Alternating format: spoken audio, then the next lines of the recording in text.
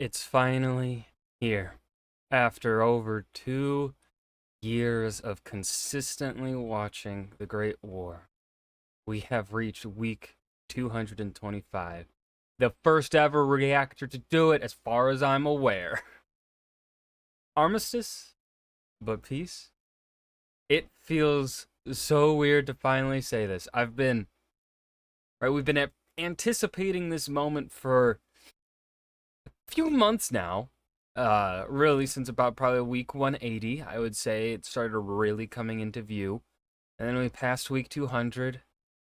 And here we stand now, or well, I'm sitting, week 225. The end of an era. Now, the end of a series, one of the greatest series, I think, on YouTube. Perhaps one of the best educational series ever made, I would argue. But let's go ahead and see how they end off this amazing series of theirs. Now, of course, I know there's an epilogue. We'll maybe watch that eventually, but really the focus of this reaction series was to just watch through the 225 weeks of World War I. With all that yapping done, let's dive in. What can I say about this week? This week, the war ends. Woo!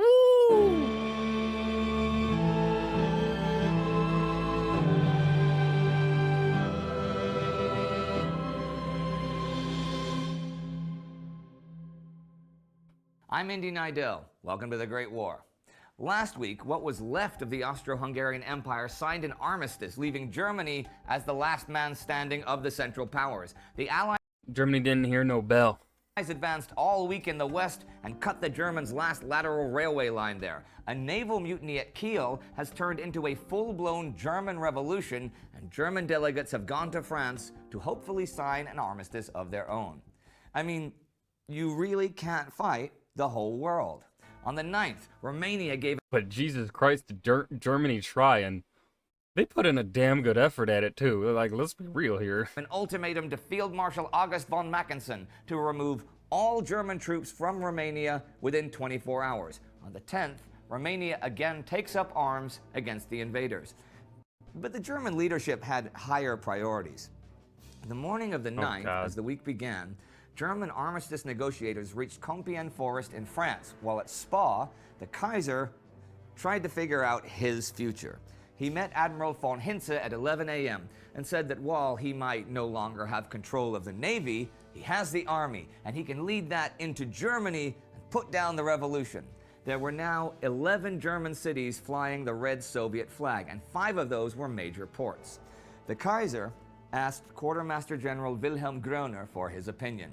Groener said no military operations either within or outside Germany could succeed.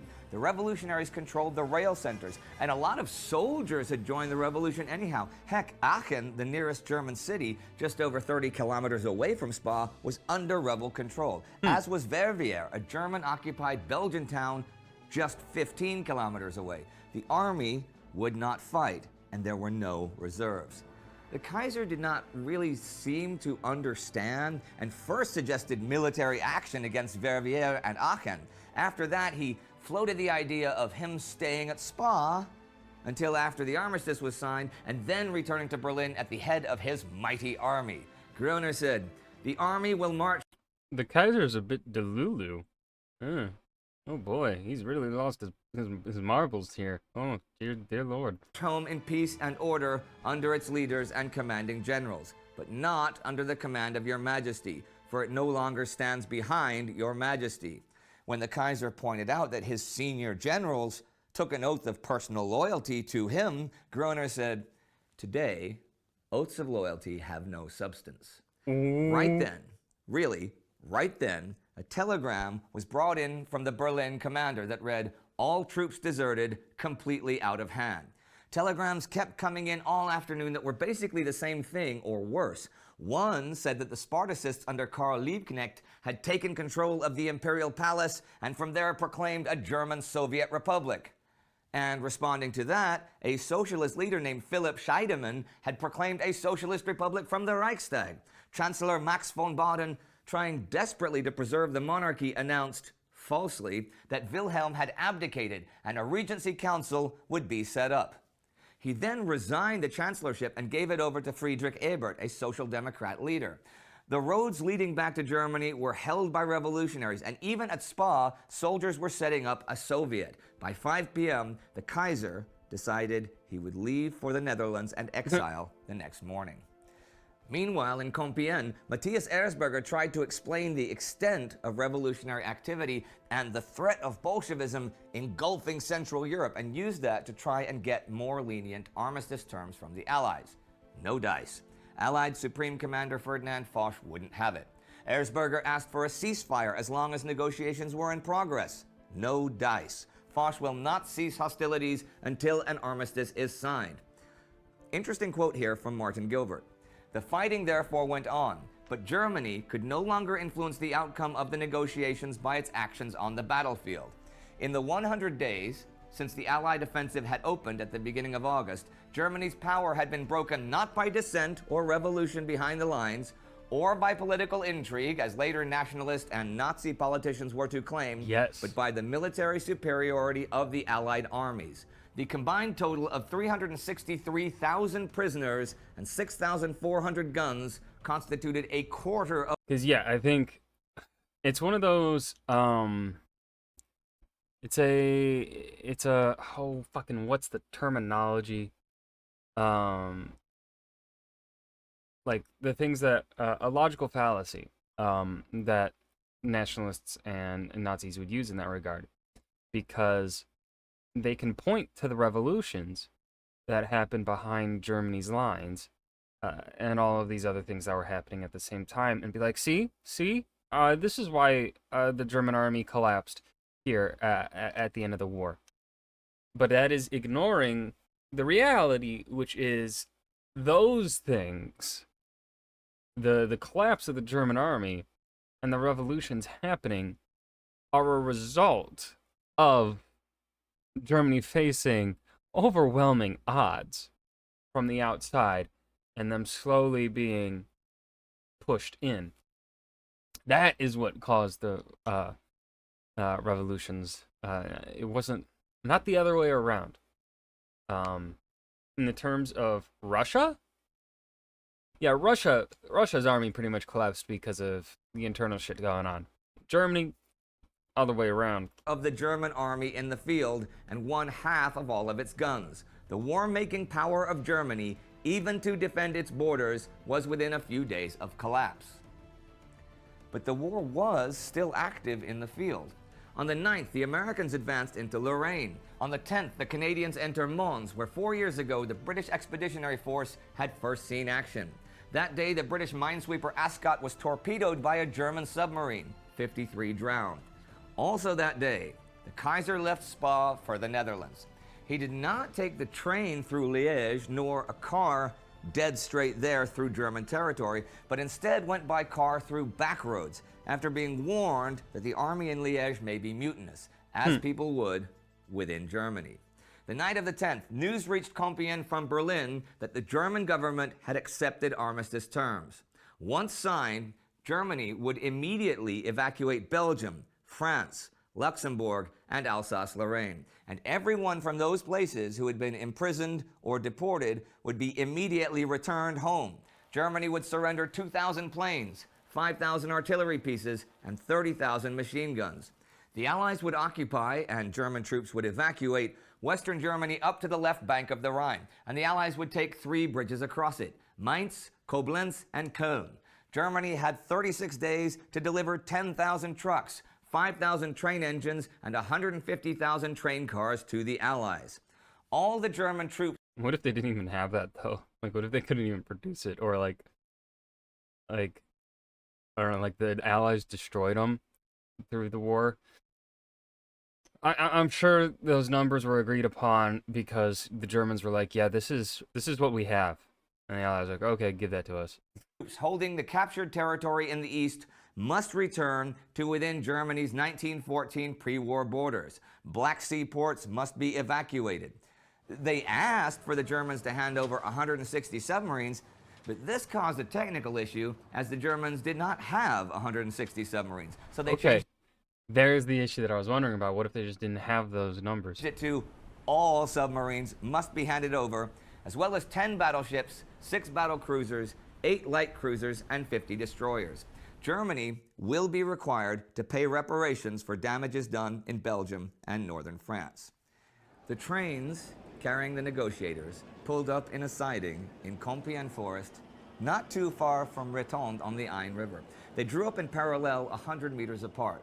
The main German car had once belonged to French Empress Eugénie, Napoleon III's consort, but they met in Foch's car, a dining car wagon 2419D. There, Ferdinand Foch, Maxime Weygand, Vice Admiral Roslin Weems, Rear Admiral George Hope, and Captain Jack Marriott met Matthias Erzberger, Ernst von Sellov, Count Alfred von Oberndorf, and Detlev von Winterfeld. In the final discussion, Erzberger got the concession that Germany would surrender only 25,000 machine guns, 1,700 planes, and only 5,000 trucks. This was designed to have something left to combat internal chaos. The armistice was signed at 5:10 a.m. on the morning of November 11th. Foch telegraphed the news to the Allied commanders that hostilities on the front, the whole front, will cease at 11 a.m. and the war in the field, the World War, will be over. Fighting did continue all morning. Even after getting the news of the signing early in the morning, for example, the American Army ordered the fight to continue. If you think those soldiers who died in those last few hours died needlessly, you are not alone, for that order provoked a congressional investigation. It is hard to say who was the final soldier to die in the active war. Just east of Mons, Canadian Private George Price was killed by a sniper at 10:58. John Buchan, the novelist who would later serve as Governor General of Canada, wrote, "At 2 minutes to 11, opposite the South African Brigade, a German machine gunner, after firing off a belt without pause, was seen to stand up beside his weapon, take off his helmet, bow, and then slowly walk to the rear. With the stroke of 11, there came a second of expectant silence, and then a curious rippling sound, which observers far behind the front likened to the noise of a light wind. It was the sound of men cheering from the Vosges to the sea." In cities around the world, hundreds of millions of people soon flooded the streets to celebrate.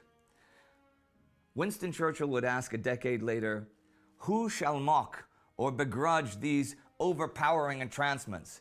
Every Allied nation shared them." These hours were brief, their memory fleeting. They passed as suddenly as they had begun. Too much blood had been spilt. Too much life essence had been consumed. The gaps in every home were too wide and empty. The shock of an awakening and the sense of disillusion followed swiftly upon the poor rejoicings with which hundreds of millions saluted the achievement of their heart's desire. There still remained the satisfactions of safety assured, of peace restored, of honor preserved, of the comforts of fruitful industry, of the homecoming of the soldiers, but these were in the background. And with them all were mingled the ache for those who would never come home.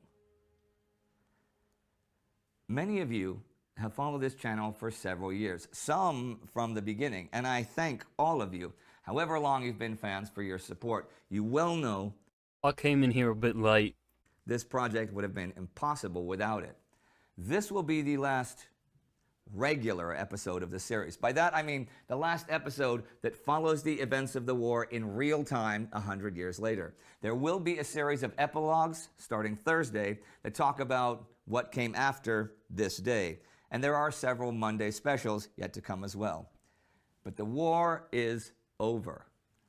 This has been, without question, the greatest, most challenging, and most fun thing I have ever done in my life, researching, writing, and presenting the whole World War. I did research and write all of the regular episodes myself. Damn. The specials were researched in amazing depth by experts in their fields from around the world who donated their time and their knowledge to make this project the best it could be.